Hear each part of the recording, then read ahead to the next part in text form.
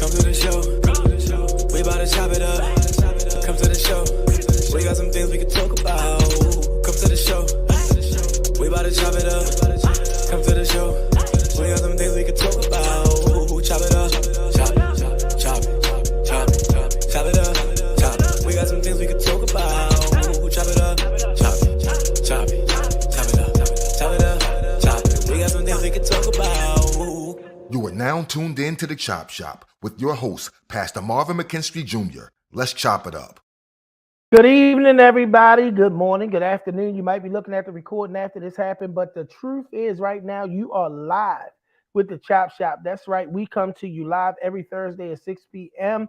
And y'all, we got a good conversation set up for you tonight. But before we get into any details, I got to bring on my left hand and my right hand, my main man, Mr. Shaka Pitts, on the ones and twos, making the magic happen. Deep Techniques 1200, because anything else is uncivilized. What's going on, man? What's up, brother? How you doing this evening? Man, I'm really excited to add your perspective to this conversation. The work that you used to do took you really, really into a deeper place when it comes down to this population and this conversation, man. So I'm excited. Copy that. Yeah, no, it was when I got the kite on what we were talking about, I was like, he about to pull me back. Every time I think I'm out, he pulls me back in. But listen, man, your voice is valuable on all topics, but this one, you may be the subject matter expert. And just like that, I got to bring on our co-pilot, the queen of the show herself, Miss Hot Take Lady Lisha, is here with us tonight. Y'all know she going to have something to say. And listen, I always get on them when they talk about the black woman. I went to her as a woman. She going to give you that motherly perspective. Don't come to me as a woman. Not as a woman. Don't come to me as no woman. Never as a woman, yo. Don't never come to me as no woman. Hey, listen, when they say that, boy, that's one step from fighting words, ain't it, Shot? Oh, man. Nah, it's about to get real in the field for everybody. Please like this broadcast, love this broadcast. But whatever you do, get people on here. This is going to be an incredible conversation. I literally had the privilege of being on with Dr. K today at about the 3:30 hour. So if there's any video feeds, go look at that. I was talking about this topic. And y'all, we're going to make it do what it do tonight. So it's time. Oh. We do have to shout out our other co-pilot. She is off doing the Lord's work, and that's Chelsea, the Cat Woman. So we still love you, Chelsea. Wish that you could be here with us, but that's some work that you going to do that I ain't doing. As my good man, homeboy Tiva says, you out there taking care of loved ones. Shout out to all of those that are in the mortuary transportation business. We thank you for your admirable service. It just ain't for me. All right, let's get to the church announcements. And as always, we start the church announcements off with the Stop the Beef hotline. If you know of somebody that's in a situation where they're having problems, there's some beef going on, y'all. So the only way we're going to get in front of this murder epidemic in Baltimore is to stop the beef. Y'all, we're going to have to stop the beef. The hotline is 443-431-3705 or 443-522-7848. Once you call that number, a black man on the other end of the phone is going to mobilize our Stop the Beef unit. That is no police involvement, but black men who want to come and do everything to mediate and de-escalate what could otherwise be situations that could cost somebody their life.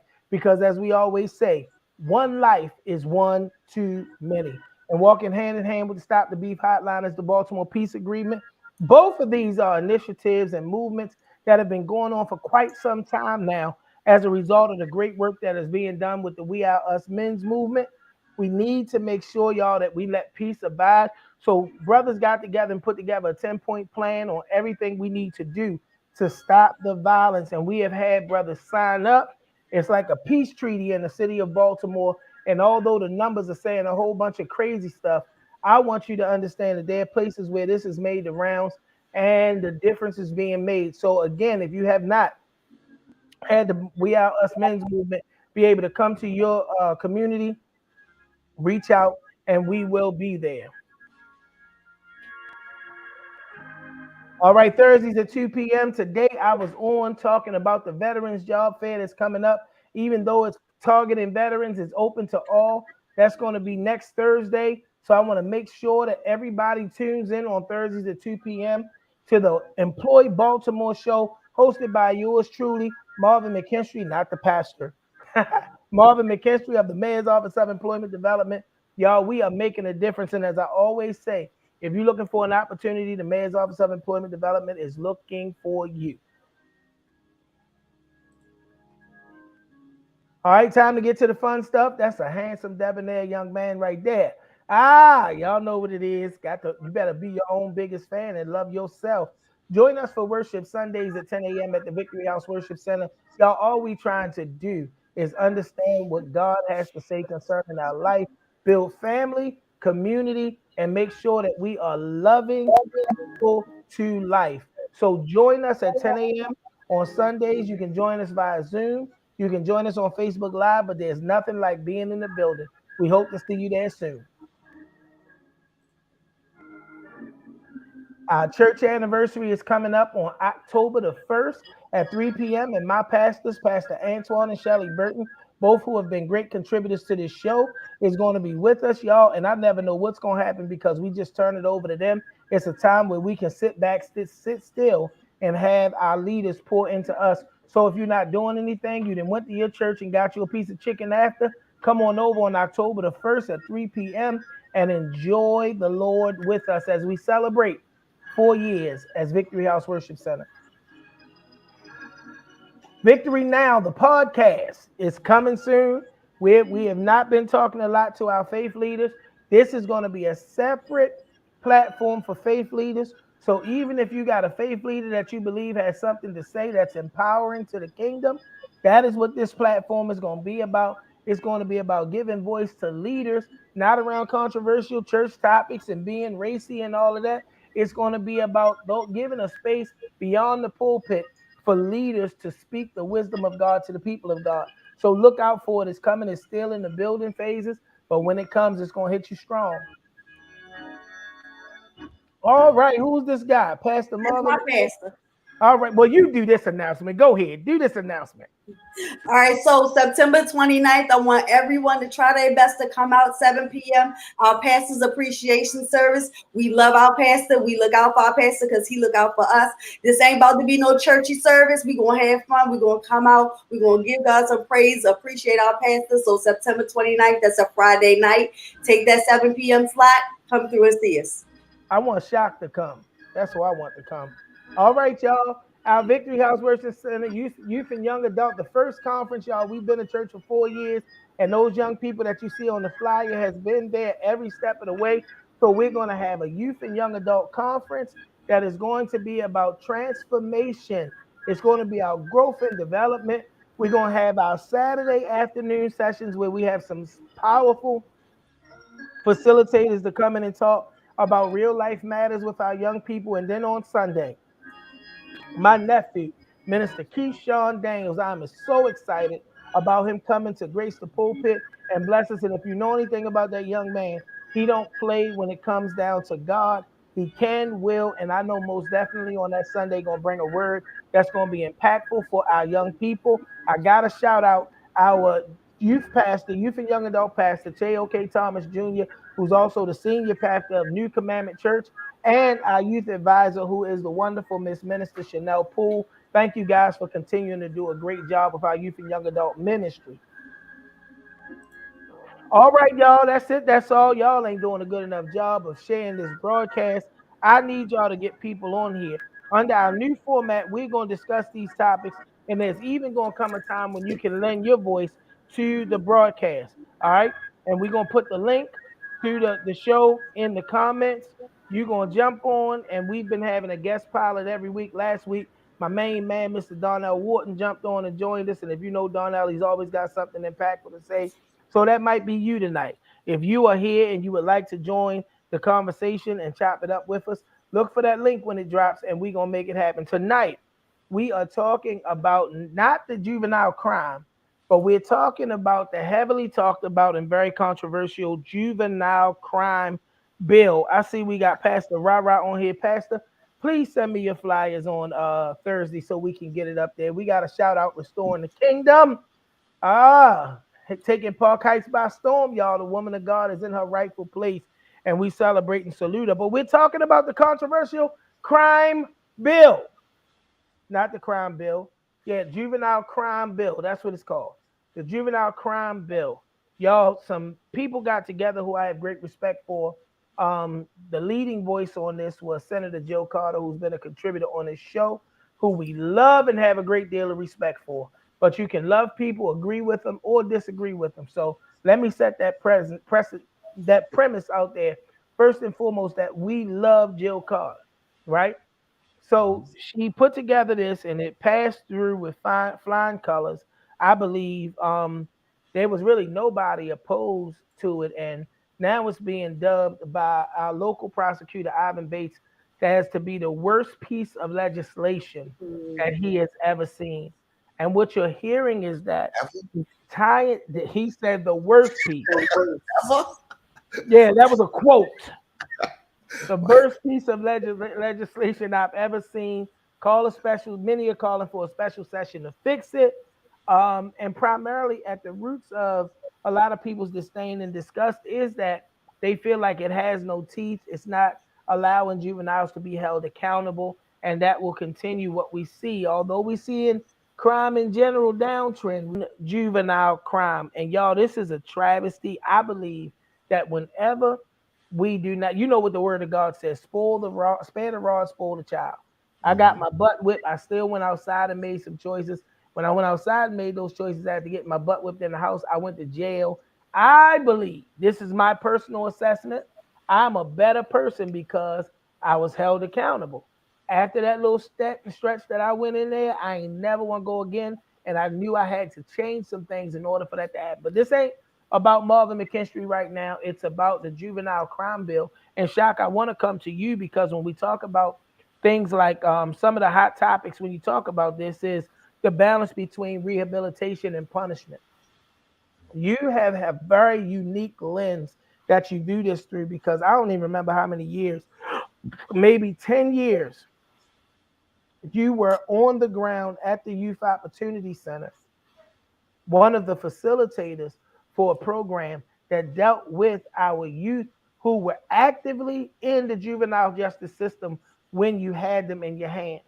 When you see a bill like this that literally says people can commit violent crime and not be held accountable,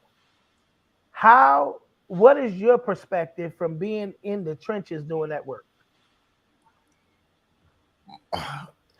Kids aren't stupid, right? They may be undisciplined, they may be uneducated, but they are not stupid. So my experience is the young brothers that I dealt with, they knew full well they weren't being sat down. They knew that they knew they was going home, whether it be at the end of our program or the most they feared was having a box to inconvenience them. When I say a box, I mean a home monitor ankle bracelet, y'all. So that was the most they feared. They didn't fear being sat down. They didn't even fear baby bookings. And I'm gonna say this: I'm a '70s baby from New York, and I come from our juvenile system or facility with Sparfit, legendary.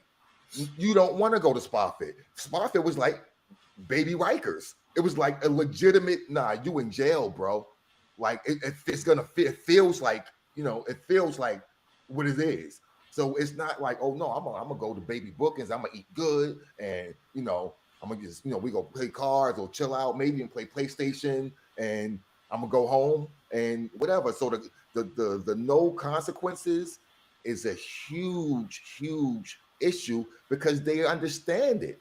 They understand it. So without consequences, Marv. So let me ask you this, Shot, because you was in a direct line to be able to provide the rehabilitation. Mm-hmm. Does it make it difficult even to apply rehabilitation where people don't feel accountable? You even in our so the program I was in was a pre-adjudicated program, and we was working with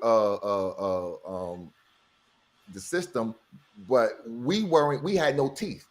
So if juvenile services didn't want to put the hammer down, nothing we can do. We can say, yo, this dude ain't been here, and he ain't been here. He ain't been here. and he had a gun charge or whatever, but he ain't been here, right? All right, we're gonna talk to him and see if we can get him to come here. What? Then he come and he the hardest cookie, in the bunch, and you can't. Now he's spoiling the whole jiffy. So now we had to sit. We had kids who we done turned them around. We done turned them around. They done drunk the Kool-Aid, and now here come putting salt in the Kool-Aid. So it's without teeth, without listen, bro. I done raised children. You need to have some level of the line is drawn, and after this line is crossed, there's a definitive thing that's going to happen that you won't like. You're not going to like this. So if you don't provide whatever that don't like is, right? So if you don't provide that, then what does your word mean? Lady Lisha, I'm sorry. No, Lady Lisha, let me go to you because, I don't want to assume your perspective, but I think I know you enough to know kind of some of where your heart would be. But I want to ask you, you've been a youth leader in your own right. You've led youth in faith spaces and in community spaces, because I don't want to minimize that because of the direct work that Shaka did. You have definitely done this work. When we have a conversation around rehabilitation versus punishment and people feeling as though there's no teeth to any idea of rehabilitating where there's no accountability, and the state's attorney saying this is the worst piece of legislation you've ever seen. Experts saying it handcuffs law enforcement and others in being able to do something to help young people. What's your perspective as someone that has worked with youth in your own right, and as a mother? I just feel like I wouldn't say that it's the worst piece of legislation. I think the piece of legislation is lacking. We talk about the rehabilitation side, but the rehabilitation side isn't complete. Where's the counseling? Where's the restorative justice side, where they actually see and take accountability for the actions that they have? Where is the peer support? We don't have, we partially failed them, not just with the legislation by giving, because I don't think it was meant to give them a slap on the hand. I think it was meant to identify the fact that these are youth that are developing in their mindsets, and they don't always, not saying they don't know no better. I'm not saying that, but they're not always in a position to make the proper judgments. Mm-hmm. So we want to try to accommodate that, but we didn't add the rehabilitation side to it. So sending them home, that was horrible. That was horrible. I don't think that we should throw them I don't think we should throw them into the grown people jail either, though. No. Well, I experienced that as a teenager. Let me dig into what you was just talking about, though, because a major part of this legislation, or one of the ideas of it, was age and accountability, right? And one of the lines of demarcation for people in whatever level of accountability that can be levied is according to age. When both of you, either one of y'all jump in on this, when you hear the age and accountability conversation, and let me tell a personal testimony. My son, Marvin, got into a situation, and he admitted to me that he was wrong. We showed up at the juvenile courthouse to have the situation adjudicated, and the attorney, through some loophole, the attorney that was representing my son through some loophole, was like, oh, they didn't do this, they didn't do this, they didn't do that. So we're going to get this thrown out. What did Marvin McKenstry do? Marvin McKenstry said, no, we're not going to do that. My son is going to go before that judge. He's going to take accountability for his action, ownership. And my son wound up being on kind of a slap on the wrist probation. But I needed my son to be able to be accountable for his actions and not allow some loophole to let him out of it. At the time, my son was maybe 15 years old.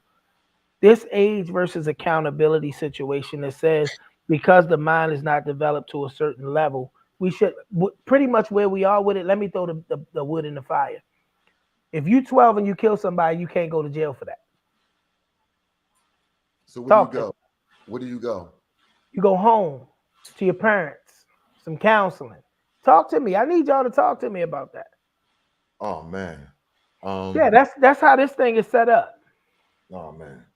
I mean, you have to consider it's a case by case situation. Everybody, you have some kids that really don't know about it. They really don't know. That's the culture that they've been shaped in, and for them, that's how life is. And then you have other kids that have been pressured into situations. That's not really who they are. That's not really how they've been. Then you have some kids that's a life or death situation. So it. So I let me can't. ask you a I don't question. see Right? blankets. I don't see how blankets going to fix it. Well, let me ask you a question, right? At what point is accountability off the table? Let me use one of your examples. Never. If I problems, because that's what my response to that is. Okay, if a kid was pressured into the situation, right? He learns not to succumb to that pressure again by having some accountability for what he did when he succumbed to the pressure. I just don't believe that there should be personally a get out of jail free card. Now, when I was on with Dr. K today on 88.9, thank you for allowing me to come on and lend my voice. And she asked me about it. I believe it all begins in the home, right? One of the things about legislation and the legislative process, legislation is what's going to govern our children when they come outside. Where's the breakdown in the home? And Shock, you work with these young people, so I know you engaged and encountered their families. What are some of the things that you have from that lens that you see as breakdown in the family that we sitting here debating legislation? Well, not debating. I'm talking about in the public sphere. There's a debate over toothless legislation. Where's the breakdown in the home? It's toothless legislation in the homes. So dig it. Dig it. Hey, Les. Listen. All right. So. I mean, I'm not gonna get too deep because there's different demographics. Well, I mean, you got situations where you have mothers who are treating them the sons like the husband they wish they had, right? And then you got fathers who aren't there, who just not in, right? Then you got fathers who are there, but they doing it. The kids is mirroring the father. So you got a lot of different situations going on. One situation I had a young brother who was out of pocket, and I'm like, I had a sort of rapport with him, and and I'm like, all right, if I can build with his peoples, and so I went to his crib because he was supposed to bring a book. So we made a deal about bringing a book. If you bring this book, I'll do this, that, and the other. So I went to his house. That's not even part of my job, Marv. So I went to his house, and it was a man on the couch. Man, this is straight out of some movie. It was a dude on the couch. I don't know if it was stepdad or there for a good time. I don't know, but he was there, right? I don't know. He was there, and the moms told the kid to go upstairs and get the book or whatever, and he barked at moms, and my 70s bristled. But I'm in someone's house, and there's a man sitting right there on the couch. Right there on the couch. This dude ain't blink, Marv. He didn't blink when this kid barked at his mother. So I went full shot. Hey, yo, don't talk to your moms like that, yo. I'm in this man's house doing this. You understand? So, yeah. There's a whole dynamic though, where the man ain't allowed between the mother and the child. The man ain't trusted to do that in a lot of homes too. And it's like so. I'm not saying what happened. I don't know the why. I'm just saying what happened. So, look, I got one of my favorite football players, man. I brought him into my home, tried to help raise him with my kids and all that. When we saw the problems that he was having, we were surprised that his parents was married and his father was in the home, and the kid is locked up right now for killing somebody out in Randallstown. We coached him in football. When we found out his father was in the home, or that there was a husband in the home, right? We were shocked. It's again, why? Because I raised my sons. My sons lived in my house. Yes, statistically, that is what it is. But I think a lot of what's going on, it's in my experience in working this the program I worked in, it was mainly broken homes, mainly broken. It was very, very, very rare. Was it both sets in a healthy manner? Very, very rare, if ever, to be honest. I don't know if I can remember, maybe in one or so, but it's so minimal that I can't remember. But it's that type of thing. And also, Marv, so again, if they come to a program of love, they come to Lisha, they come to Marv, they come to me, and they get this love and they get this path, right? Then we send them right back to the crib, right back to that toxic environment. And it's like that's a wrap. And I've lost. The reason I left that job is because I maybe have one success story, one. You know, and it's just so hard. It's just so hard, brother. You know, because they're making decisions, and like you said, they're not really. A lot of them aren't built to make the decisions they're making. The young boy that hit the cop. Remember the one that ran the cop over in the county? 15. One of ours. He was on the box when it happened. He was one of ours. You understand? And he wasn't built for Lisha. He wasn't built for none of that. Nope. None of that. That kid wasn't out that life. He was afraid, and that's what happened. He was afraid, and that's what happened. Let me throw this at you, Lisha, because I know a major part, and you've done your research, a major part of this was the idea that putting kids into the system early would do more harm than good.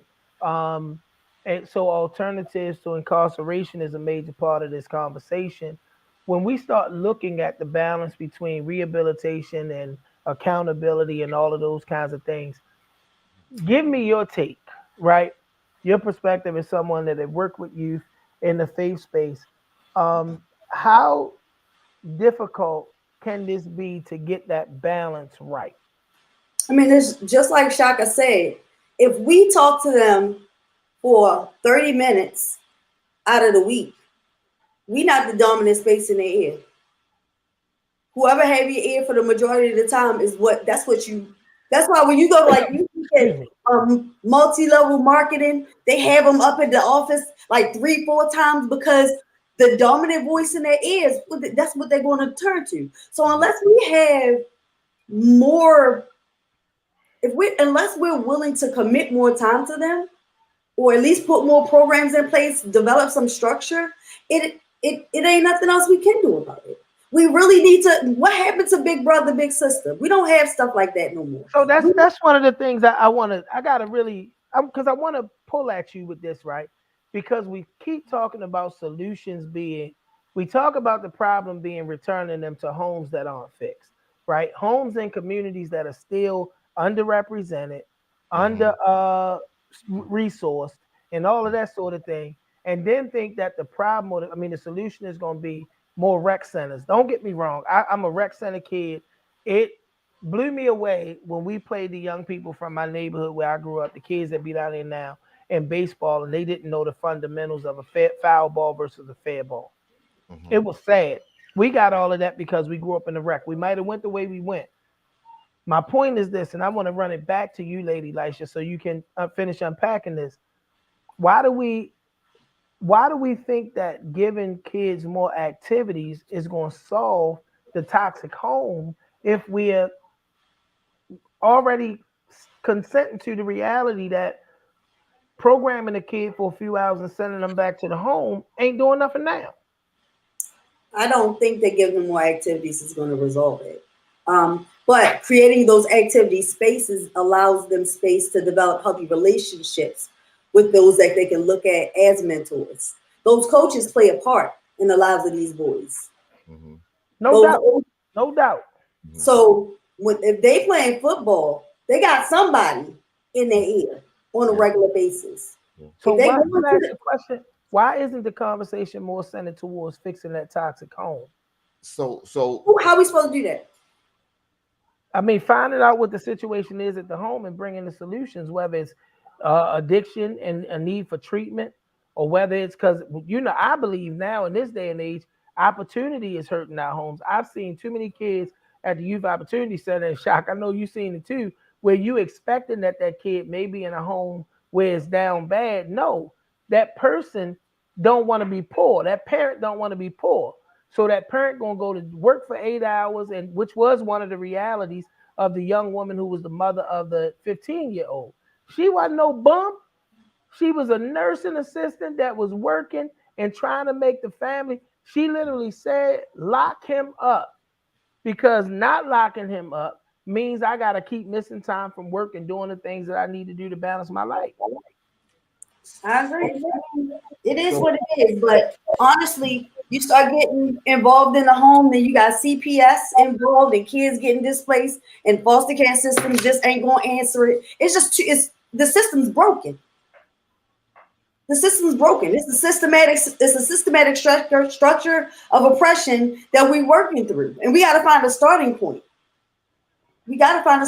So if we put a massive program in place for what we do for children, we can, on an individual level, once we get them in the program. We got a massive program in place that gets the most funding of any program in the city of Baltimore that's in place right now, called the Baltimore City Public School System.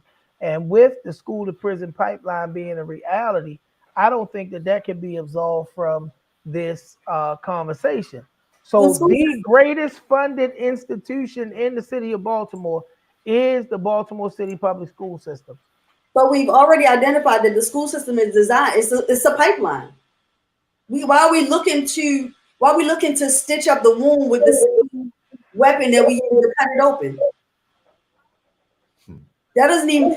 Half the schools got social workers and psychiatrists in it right now.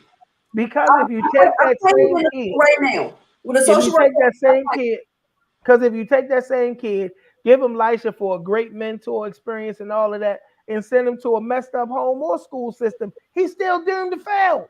Not if they send him to Lisha. Listen, if they send him to Lisha, because Lisha's going to talk to him throughout the week. Lisha's going to reach out. Lisha's going to pour in. But Lisha can't do that for all of them. It ain't a whole thing for Lisha. He's still going to a school system that can't properly educate him, though. The school system is the school system. I can't talk to it because I pulled mine out. I homeschool mine. So that's what I'm saying. That's exactly what I'm saying. When we talk about the breaks in the system and we look at the ecosystem that's in place and designed to nurture children, all of my children are, except for my youngest son before Prince, and he went to Maryland School for the Deaf because he's deaf. All of my other children graduated from Baltimore City Public Schools. I was a major presence in their schools. I showed up. My voice was heard. And I made sure that people knew that was my child and you was going to have to handle them a certain way. But my question is, and Shak, let me take it to you, Shak, because you saw the other side of what we did at Yo, where we got the kids that the school system failed coming in trying to get GEDs and things of that nature. When you look at it wholeheartedly, the work that you were doing with those young men, and they still got to go to a broken school system or broken home, like, I know it's going to require a holistic approach. We're arguing this piece of legislation in the public sphere, not on this show. We just talking our talk. In the public sphere, we arguing this piece of legislation, but we're not arguing the broken Baltimore City public school system. We're not arguing for resources that'll fix the household. How do we pull that all together so that we can have a comprehensive approach to save our children? So as y'all were speaking, I mean, you both of you are literally saying you're saying what I'm thinking, but one is left side, one is right side, right? But it's same cake, different baker, right? It's like they need the whole shebang. The whole thing has to happen, and it doesn't have to be either or. The whole bloody thing has to happen. So, for instance, here's a way here's an example of a way something could happen. You get your juvenile gets bagged, right? He gets charged with something, whatever. You as a parent, again, the same way you're responsible for your child, you're responsible for your child. There should be some type of thing that connects you to that, whether it be some type of but I gotta work. The government ain't paying these BGE bills and water bills. And if I hit them, they're gonna call Child Protective Services, and I'm gonna get locked up. Listen. What I'm saying is again, those are conversations that can be had. But what I'm saying, what I'm putting on the table is everybody that put skin in the game. So you can't tell me to just lock your kid up and then be like, oh, my kid got locked up and no one rehabilitated, no one did. No. This is a universal thing. We're going to do counseling. Your son needs counseling. Your daughter needs counseling. Your child needs counseling. That counseling involves what's going on in your home as well. You all are going to be a part of this. You cut out time, because if your kid was sick and going through whatever, and you had to be at the hospital, so whatever, this is the same thing, bro. You're going to cut out this time because it has to be done. And I'm not in disagreement. I'm just telling you what the response is going to be. I'm just giving out the whole. I'm just giving it out, right? So this is how, again, everyone has to work. The school system has to be part of the social work part. Marv, even in where we worked, right? Well, listen, the only reason that there was connection with your side of the fence is because I connected that side of the fence. You connected that side of the fence. It wasn't the system. It wasn't the policy. Okay, what's going to happen is we're going to do this over here. Then we're going to use the studio to do this. And then we're going to bring the pack people. None of that was happening. Everyone just in this. Everyone just, again, the same Baltimore siloing. Everyone just doing their own thug thizzle and nothing to putting Band-Aids on shotgun wounds. And those of us who really care, we going extra hard and doing this. And hopefully we can get, some type of, good story out of the thing, right? But come on, man. It has to be a whole comprehensive thing, and everyone that's part of this thing has to be part of this thing. And that means parents.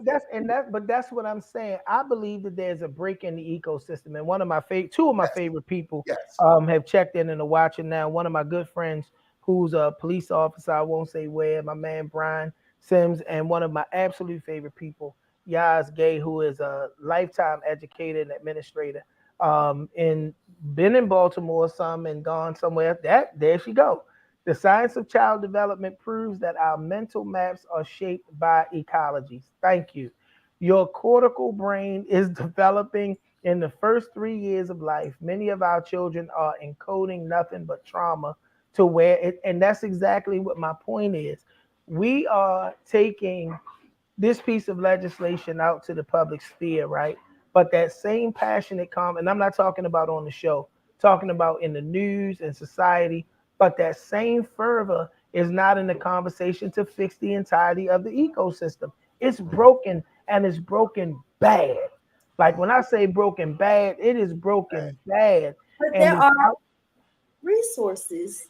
It's just like you said, it's making the connection, providing a holistic approach. The issues at the home, there are resources for issues at the home, but you have to want to resolve some issues at the home. We can't act like that just because they live in trauma at home, that means that they expected to fail. To be honest with you, that's exactly what it is. But that's not the truth. That's not reality. There's a reasonable expectation of failure if someone comes out of households that the studies have been done to show that people that come from certain types of households, even around the simple things of whether it's two parents there or not, have different outcomes. So we can't say that there's not an expectation. You can defy that expectation. It's not 100%, but we expect that a young person that's walking through a community with a bunch of abandoned homes, no investment from government, putting legislation together to give children a chance. If the legislation is not impacting their home life, if it's not fixing the broken school system, if it's not connecting all the dots, it's a wasted piece of paper. Why are we saying that is no investment in from the government? I know people that's living the lavish life that don't work. They don't work a day in their life. They have everything. I'm talking about how to make the connection. I'm talking about our communities. When you go into a neighborhood and the government is not enforcing code violations. It's not going after, hear me out. It's not going after landlords that have abandoned properties. Nobody's doing anything. I'm talking about these young people in the time that they leave their house to get to the school where there's a Yasmin Gay, who is an incredible educator, who is one of the pioneers of the 21st century school system, but they got to go through all this desolation from a lack of investment in the community. I'm not talking about people who get social service. I ain't talking about that. I'm not saying that. What I'm saying is that if the question at hand is a direct result of the environment? Are we saying that we can't do anything for our children because the system's broke? Because I feel like that's what I'm hearing. I'm hearing you saying I didn't say we can't. I didn't say we can't.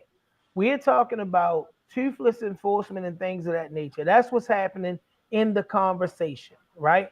Again, our state's attorney, Ivan Bates, said this is the worst piece of legislation, essentially because it handcuffs his ability to hold juveniles accountable. I say it's wasted paper to even put that piece of legislation together if, in fact, there's not some legislative or community effort to fix a broken school system. Well, let's withdraw now. To revitalize the neighborhoods that the kids are walking through to get to their school. We know what it was like. We know what it was like to have a thriving program on the corner of Lafayette and Gilmore and literally watch the block, one house at a time, become vacant and abandoned. So there's an impact. Let me ask this, Marv. So we got Ivan's quote, right? He's on the record. He's public. He won all the smoke. What is he suggesting? Like, what is he saying? Well, he has one lane to run. Say again. He's saying call a special session and let's fix this broken piece of legislation. It's gone because that's his lane. But now that it's gone, because they withdrew it 4 hours ago, it's been withdrawn. Now what? This is what Shaka asked. Shaka asked, now that it's off the table, are they about to start locking out 12-year-olds up? I'm going to respond to that. He did his part. Because again, because he's not a legislator. The only savior this earth is ever going to see name is Jesus the Christ. There's not going to be one politician. There's not going to be one school system administrator. There's not going to be that one person to the rescue. There needs to be a coming together of all the stakeholders, which is what we're lacking. What collaborative space exists in Baltimore now where you have the school administrator, the mayor, council people, law enforcement, Department of Juvenile Services, Department of Social Services, all of these people coming together to have a compact where the conversations are taking place. It's not there. It's not. I agree. Marv, how much time we got? What we got? All right. So we got 40. We got 20 minutes. Check this, y'all. Let's keep. I can't hold water. Come on, Shaq. Give me 1 second before you go, Shaq. Listen, this is the point in the conversation where you can join us. Lady Lisha is going to post the link in the comments. You drag it, copy that link, and add yourself to the backstage. And Shaka get you on here, and you can be the voice. And I ain't gonna tell you no lie and prejudice. I wish Yasmin Gay would jump on here and have this conversation with us, or Brian Sims, or Pastor Ronetta, who is doing great work up in the Park Heights community. So listen, we're gonna go ahead and drop the link. Y'all can join in and go live and talk with us. Now go ahead, Shaka. Yo, there's people in places who are intentionally not doing the work. And it's a myriad of reasons. It's laziness. It's look, this go take too much, and I'm good. I don't feel like I don't even like who runs that thing over there. It's a bunch of toxic stuff going on in our government. I've worked in the agency where nothing happened because of leadership. Nothing happened. It wasn't because the troops on the ground wasn't go. It wasn't because the troops on the ground wasn't doing above and beyond and spending their own money and time and everything else. It's because leadership. And I'm not even talking about my in media. I'm talking about every chain of leadership. It was toxicity there. Every level, it was incompetence.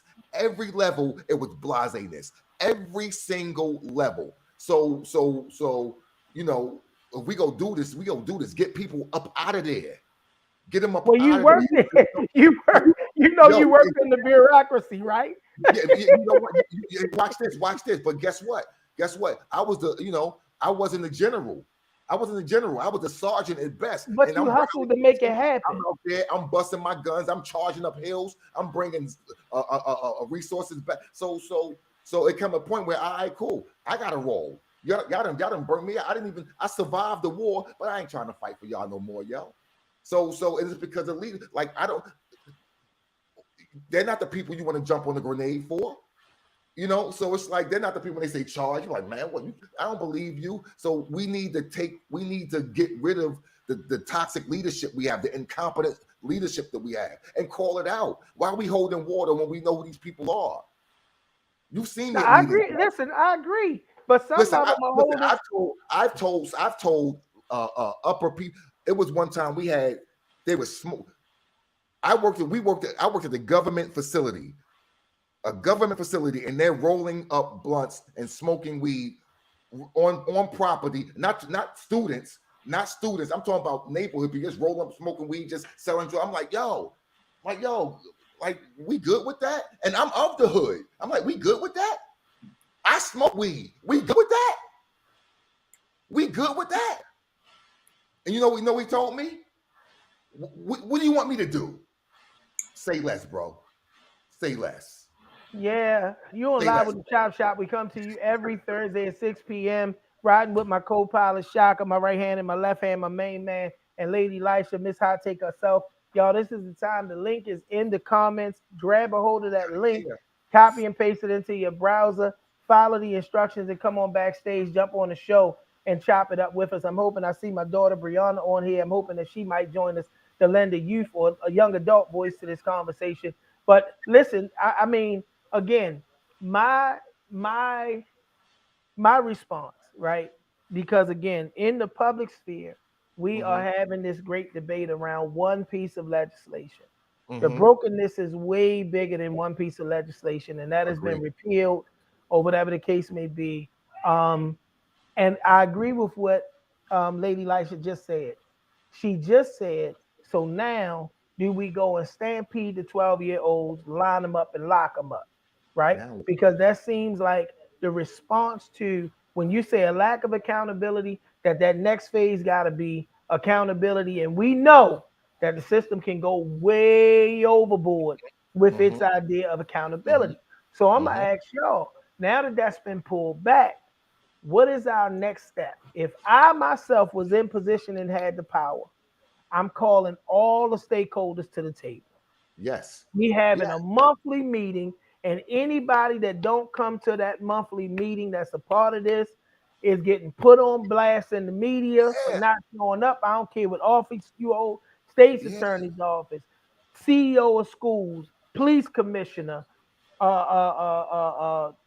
city council, the mayor, all of us, we have got to sit down and come up with comprehensive solutions to be able to empower the generation of our young people that really are our future. So y'all talk to me. Come on, man. Listen, like Lisha said, there are, and I believe this. I believe there are resources. I believe there are entities. I believe there are individuals out here who are making a difference, right? But that can be magnified with the right resources and connections and intentionality that you're speaking of, Marv. You know, these things, like, it's really not even rocket science, yo. It's so broke that it's blatant. Like, it's so broke that it's blatant, yo. What needs to happen? Like, I feel like though a lot of organizations see the same issues and they think they're doing something by having flyers for all of these different things. You go into their office and it's like 1 billion flyers for all of these resources and all of this, but nobody's actually making the connection for anybody. There's really no accountability to have to make the connection. Like, even when we talk about rehabilitation with the youth, okay, so we slap them on the wrist, send them back home with no plan. We lock them up. Like there's no middle ground there. We can't figure out a middle ground. You can't say, okay, we send them back, but you got to go to anger management 3 days a week, and you got to do this. And if they was little white kids, they would, because that's what the little white kids get.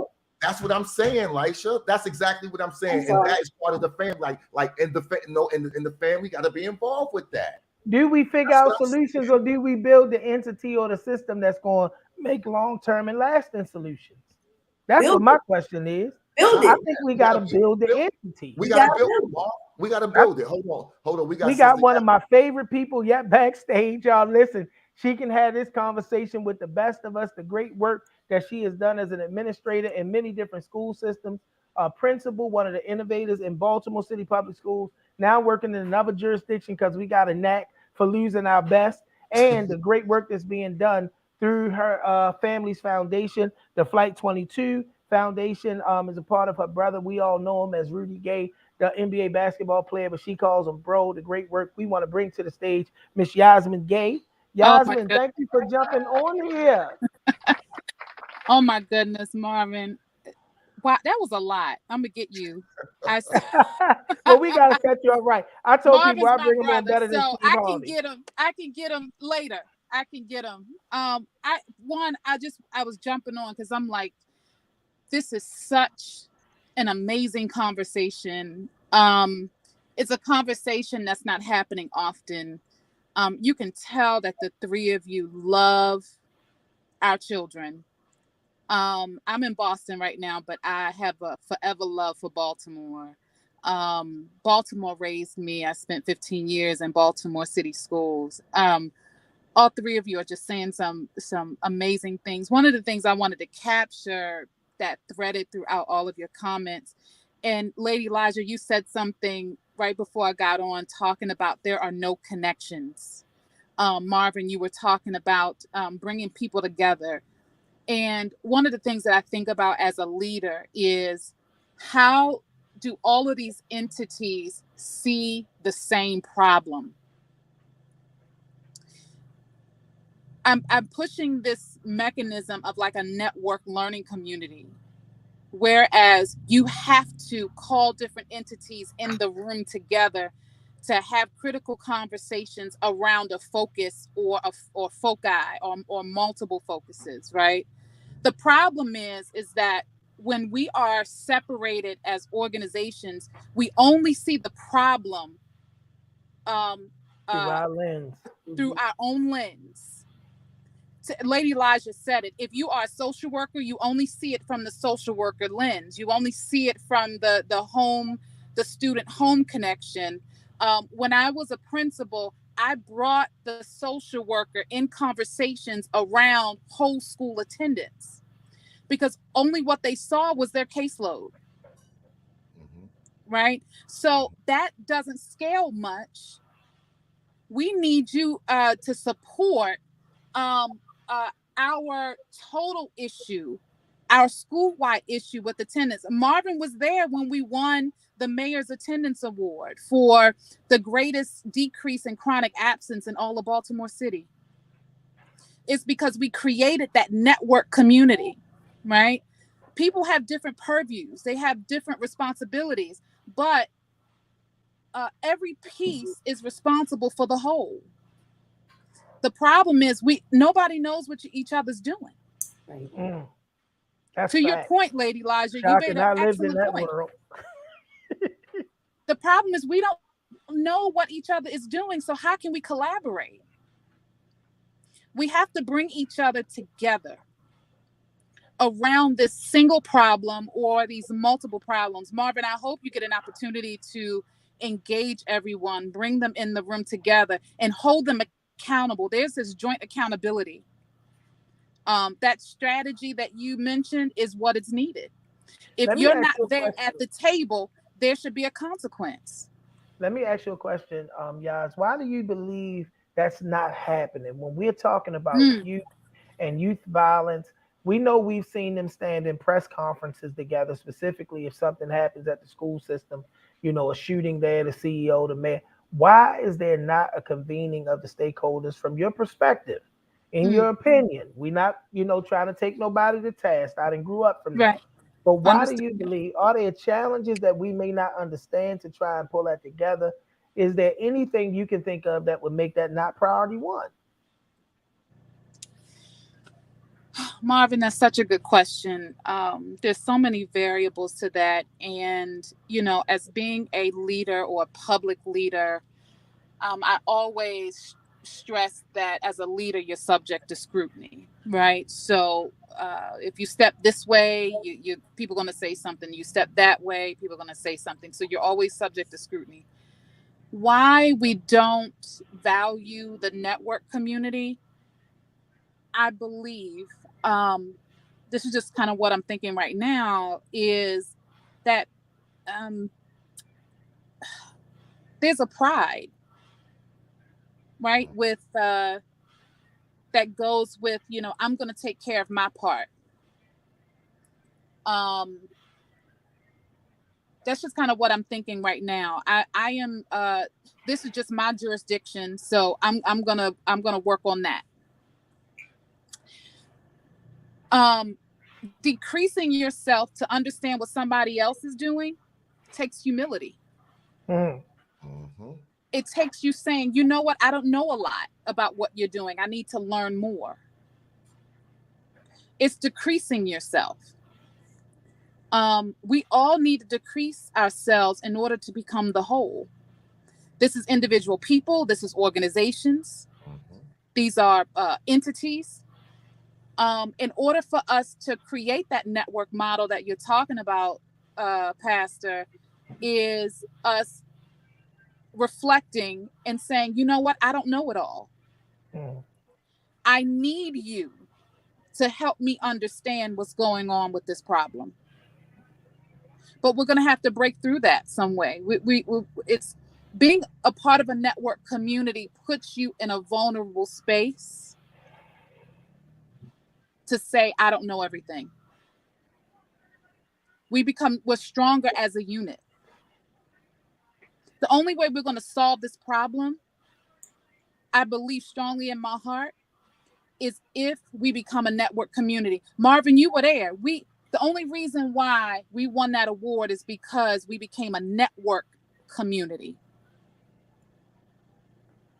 I had city officials, I had teachers, social workers, people that have never really looked into another purview of work.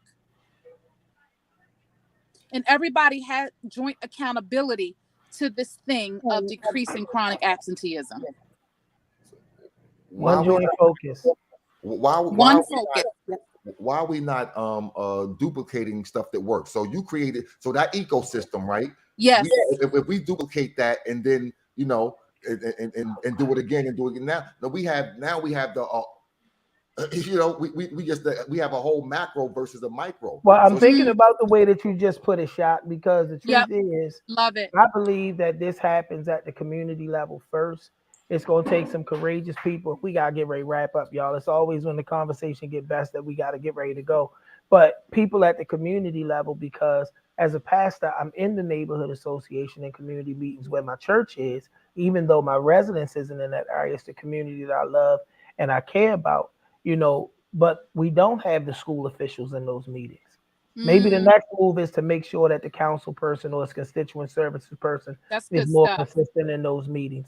And really sitting down and mapping out who the stakeholders are in those communities so we can get those people into one room. And maybe we set the blueprint, because I believe Baltimore is a community of neighborhoods, just like the great work that we've seen at Frederick Elementary School under the very, very, very great and incredible Miss Yasmin Gay, the great work that we've seen at the Youth Opportunity Center that you were part of, Shaka Pitts, great work throughout the city and ministry spaces with Lady Lisha, and the work that we're hoping to continue in my beautiful community of Lexington Terrace, Homes. We just need to go ahead and set the blueprint, and maybe our government officials in this particular case will have to follow. Thank y'all for joining the Chop Shop, y'all. It's been an incredible conversation tonight. We might have to part two this one sooner than later, because there's so much more to unpack with this. I hope we can get our great co-writer on tonight, Yas, or maybe a little bit earlier, because her insights and her perspectives from that school element, because we got to have a conversation about the blueprint for Maryland's future too.